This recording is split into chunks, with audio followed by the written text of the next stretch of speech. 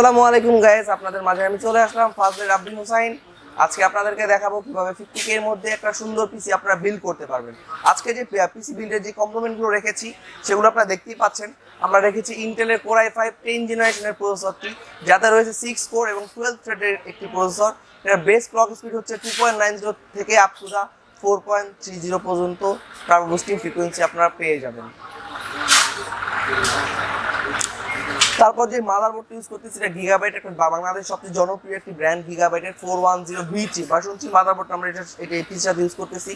এটাতে আপনারা খুব সুন্দর মতো এই i5 10 জেনারেশন দিয়ে পিসিটা বিল্ড করতে পারবেন, যাতে দুটি র্যাম স্লট রয়েছে এবং NVMe স্লট রয়েছে একদম আপগ্রেডেবল।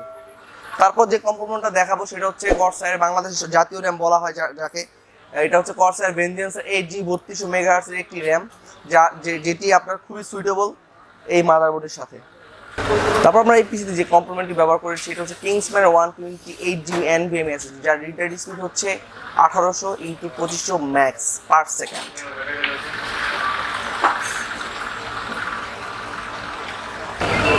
তারপর আমরা যে কম্পোনেন্টটি ইউজ করতেছি সেটা হচ্ছে Toshiba 1TB হার্ড ড্রাইভ, যাতে রয়েছে 7200 RPM এর পাওয়ারফুল একটি হার্ড ড্রাইভ। আমরা ইউজ করেছি অ্যাটমের 350 পাওয়ার সাপ্লাই, যা হচ্ছে i5 10 সাথে এর বেশি প্রয়োজন পড়ে না। আপনারা যদি যারা জিপিইউ লাগাবেন তাদের ক্ষেত্রে বলতে তাদের কিন্তু 350 হবে না। আপনারা যদি 1660 সুপার বা 1650 সুপার লাগান, আপনারা চেষ্টা করবেন মিনিমাম 450 বা 550 একটি ভালো মানের পাওয়ার সাপ্লাই ইউজ করার জন্য। আমাদের এখানে আপনারা দেখতে পাচ্ছেন কেচিংটা নাই, কেচিংটা আমরা এখানে ইনবিল্ড করে দিব। আমরা যে মনিটরটা ব্যবহার করেছি এটা হচ্ছে আপনার HP ব্র্যান্ডের খুবই জনপ্রিয় একটি মনিটর, M22F মনিটরটা আমরা ব্যবহার করতেছি। এটার হচ্ছে রিফ্রেশ রেট 75 এবং এটার ব্রাইটনেস হিটসটা কিন্তু খুবই বেশি 300 নিটস।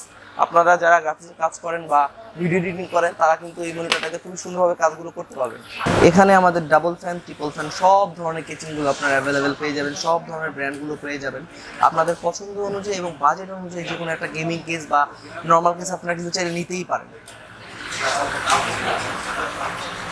আমরা এখানে মানে কেচিংটা রাখি নাই, কারণ হচ্ছে এক একজনের বাজেট এক এক রকম থাকে, এক একজনের চয়েস এক এক রকম থাকে, যার কারণে আমরা এখানে কোনো কেস ব্যবহার করি নাই। আমরা হচ্ছে আলাদাভাবে এর জন্য কিছু কেচিং আপনাদেরকে দেখাই দিছি, যাদের বাজেট অনুযায়ী পছন্দ মতো একটা গেমিং কেস বা একটা নর্মাল কেস, একটা কর্পোরেট কেস কিন্তু আপনি নিতেই পারেন।